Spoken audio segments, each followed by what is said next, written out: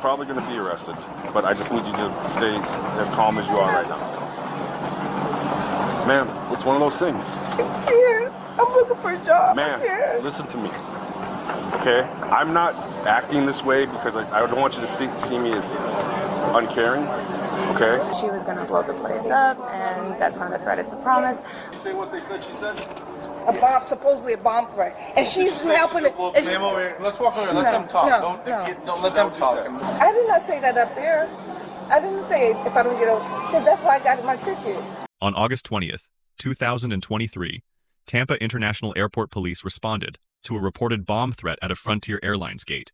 What began as a baggage fee dispute escalated into a federal-level incident with serious criminal consequences. Once again, this is the last and final call. Somebody going to get easier for alternate parts of the Hello. So this passenger, I'm not sure why she wants to speak with you, but she has every right. We already let her know she was being denied boarding. Okay. Just due to the comments she made downstairs at check-in. Management was just made aware at 7:30. Okay. She's automatically denied boarding and being put on our no-fly list. Okay. She stated if she wasn't getting a seat on our oversold flight, she was going to blow the place up, and that's not a threat, it's a promise. We can't have passengers saying that, especially when staff is just doing their job, especially when there wasn't a supervisor even on duty. So, just so I can be sure, you know, so you guys denied her boarding. Did you give her? She's got a refund and everything. She's got the refund card. She has to take it up with Frontier because of the situation. Right. It's up to Frontier's discretion. Right. So we're not sure. Pending right now investigation. She's just unchecked from the flight and denied boarding for today, but possibly she may be put on the no-fly list. Okay. So, all right. I told her I gave her what she needs for a refund. We don't issue it at a station. Right. Okay. So she has all the information she needs. She's just refusing to. Sure. Can you hold on to that for me? Just give me a minute. I bombed, like, really? And she was talking to another customer, and I need to get on. I need you to get off the phone now. Okay, here's the issue that we have here. They have denied you boarding for this flight, okay? Which means you don't have a valid boarding pass anymore, which means you cannot be here. She said they've issued you a refund card that you're going to have to take up with Frontier. I will. But none of that is going to happen here. So what we're going to do... No, I will. Yeah. Frontier, I'm done. That's fine. But what we're going to do, though, is we're going to go get on the shuttle, and we're going to go back to the landside terminal, all right? No. And if you would like to try to book passage with another airline and stuff... I would definitely do that. I would definitely do that. Sir. Did she say what they said she said? A bomb, supposedly a bomb threat. And she's helping it. Let's walk over. Let them talk. Don't let them talk, and we'll talk. She said, if I don't get a seat on this overbooked flight, I'm going to blow this place up. She needs to go to jail. She needs to go to jail. She needs to go to jail? Yes, sir. Look at 790, 162, 163. Hey, look at it first and you tell me. All right. Just so we're clear.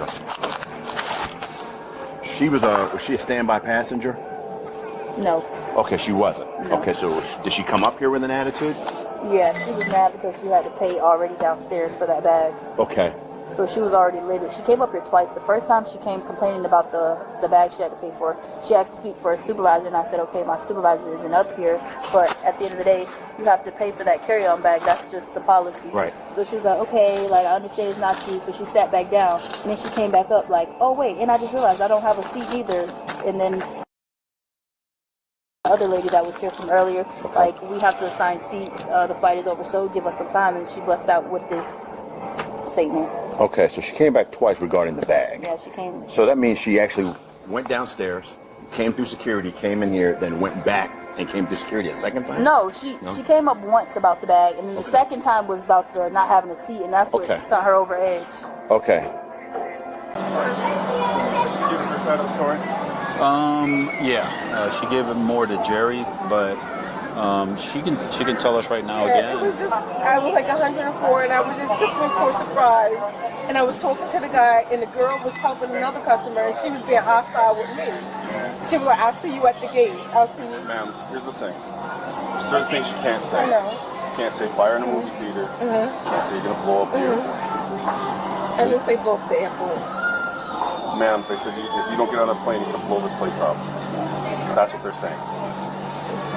I did not say that up there. I didn't say if I don't get over, because that's why I got my ticket. Like, why would I say that up here? What was the conversation like? It was downstairs, and I'm like, are you serious? $104 over here at the ticket? At the ticket. I just said nothing at the account. Nothing at all. And that's with the girl with the hair. She was down there, and she was being hostile to me. She was What was that conversation? Because I was like, $104? Are you serious? I'm like, really?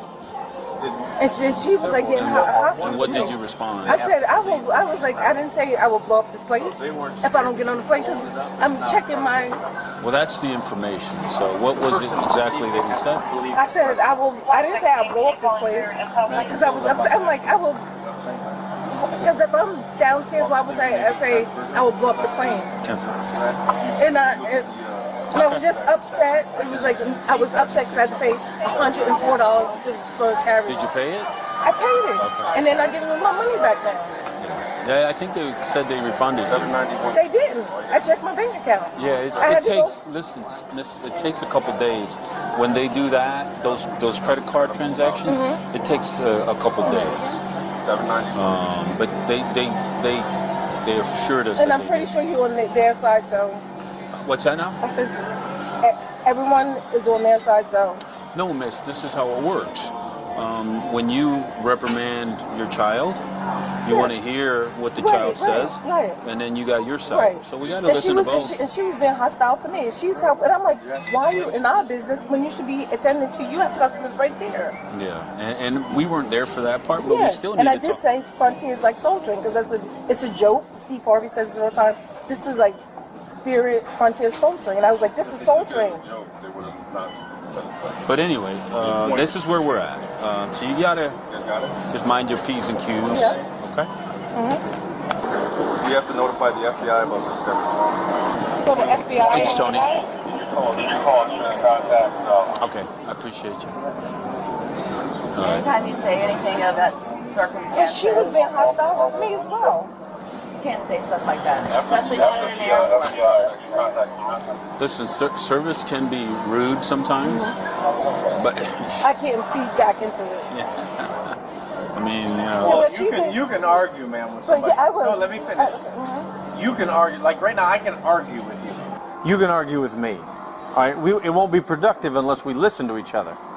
But if you argue back with me and I argue back with you, at the point that we take it to a level that there's laws that address the extent that we're going, we can be breaking the law. Then, if you yell something that's not allowed by law in a movie theater or in an airport, then it's a big deal. So that's where you've got to understand that. You seem like a nice lady, but that's not a question here. Like, and I'm figuratively speaking. If right now I started yelling fire, fire, fire, well, that's against the law. If I start yelling, I'm gonna blow this place up. There's a bomb. There's a bomb. Well, that's against the law. There's a law for that. If you call me a no good, bald-headed, whatever, there's no law against that. I said soul plane, because that's what they call Spirit and Frontiers. It's like literally it's ghetto. I don't know. And that. it's the cheapest. But ma'am, here's the thing. Okay? Bottom line, what they're saying you said, you can't say over there, and we can't in this environment. We can't look the other way. Okay, so that's why I double checked with what was said, what's being reported, what was said. Okay, and the statute just says all you got to do is threaten to do it. Okay, and that's like I said. Now we have to notify the FBI. We have to notify our detective, who's a liaison. We got Carol's getting the written stuff over there. I want to see it before I sign anything. Well, ma'am, right now I'm just informing you. Okay, I just want to make sure I'm not being. You're probably going to be arrested, but I just need you to stay as calm as you are right now. Ma'am, it's one of those things. I can't. I'm looking for a job. Ma'am, listen to me. Okay? I'm not acting this way because I don't want you to see me as uncaring. Okay? Do you hear what I'm saying? I'm just being bare bones with you. Bare bones. These are certain things you cannot do in this environment that cannot be overlooked. Now it can be looked into later. They can go and they can do whatever they do, but that's federal. So I'm being arrested. Ma'am, I'm not gonna lie to you. I didn't do anything. Okay. I'm just gonna sit. Let's start heading. First doesn't fall. You can sit down. Have a seat.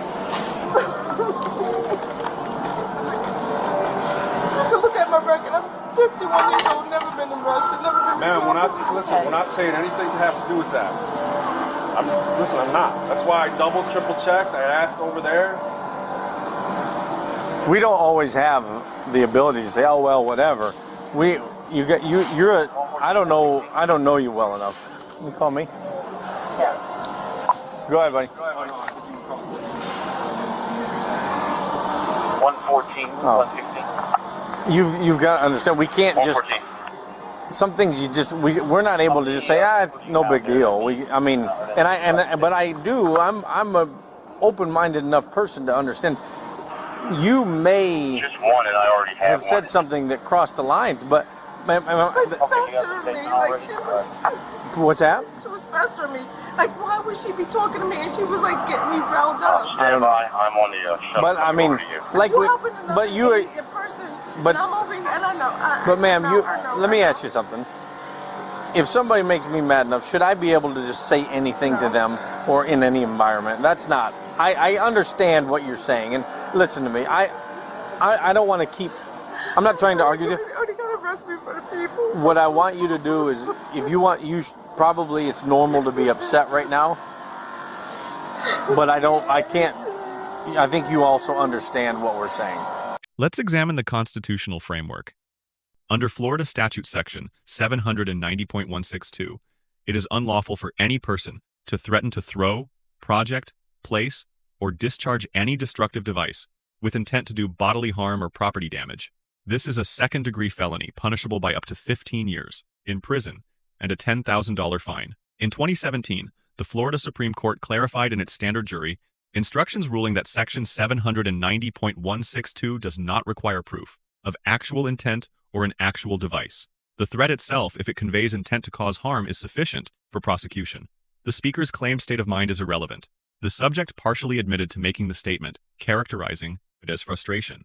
This does not constitute a viable legal defense under Florida law. The Supreme Court established in Virginia v. Black in 2003 the doctrine of the true threat, a statement that a reasonable person would interpret as a serious expression of intent to cause harm. The standard is objective, not subjective.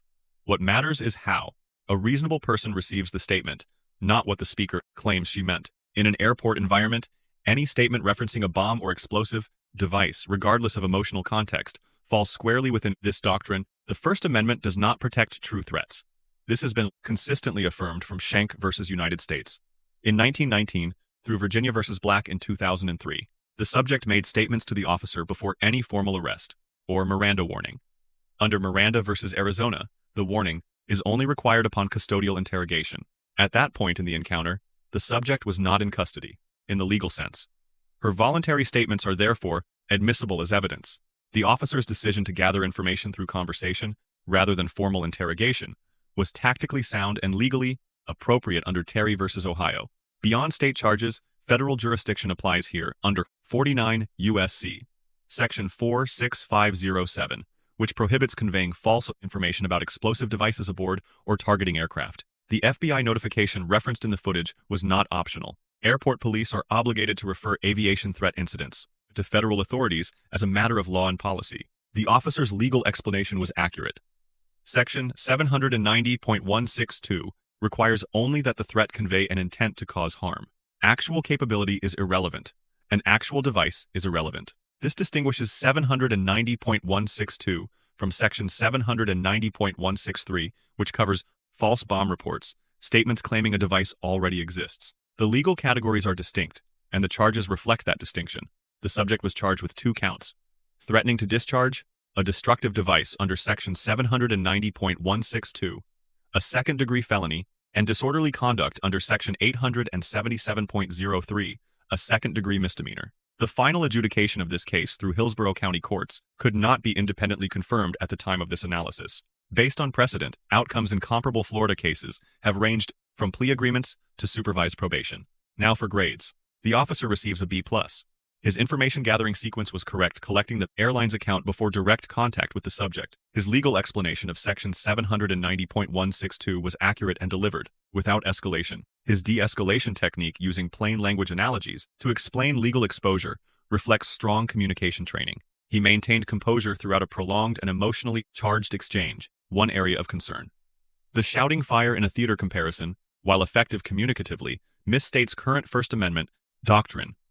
The controlling standard since Brandenburg versus Ohio in 1969 requires imminent lawless action, not mere content.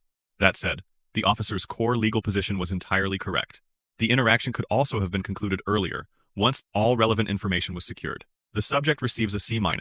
Her post-arrest conduct was relatively cooperative, and her frustration with the airline service was documented. Those are the extent of the positives. The statement made at the gate in a crowded airport, referencing a bomb, regardless of emotional state, activated one of the most strictly enforced statutes in Florida criminal law. The law makes no exception for anger. Her partial admission during the recorded encounter compounded her legal exposure. A person in that situation has the right to remain silent. She did not exercise it. The argument that airline staff provoked the statement is not a legal defense to Section 790.162. Provocation by a third party does not negate criminal liability for a destructive device threat. The Frontier Airlines staff receives a B. Reporting the statement immediately and denying boarding was the correct response under both airline policy and public safety obligations. Information provided to the responding officer was consistent and clear. However, testimony in the footage suggests the gate interaction may have been conducted with unnecessary hostility toward the passenger. While this does not mitigate the subject's conduct, it is a factor that defense counsel would likely raise in subsequent proceedings. Lessons learned. First, location transforms language. A statement that reads, "as frustration in a parking lot" becomes a criminal threat at a security checkpoint. Context is not a mitigating factor, it is a threshold element. Second, partial admissions carry full legal weight. Once a statement is made voluntarily to law enforcement outside of formal custody, it is evidence. The right to silence exists before and during any police contact. Third, federal and state jurisdiction overlap in aviation security. A single statement can trigger simultaneous state felony charges and federal investigation. The stakes are not proportional to the speaker's intent, they are proportional to the law's language. Let us know if there is an interaction or legal topic you would like us to discuss in the comments below. Thank you for watching, and don't forget to check out our second channel, Audit the Court, for even more police interaction and courtroom content.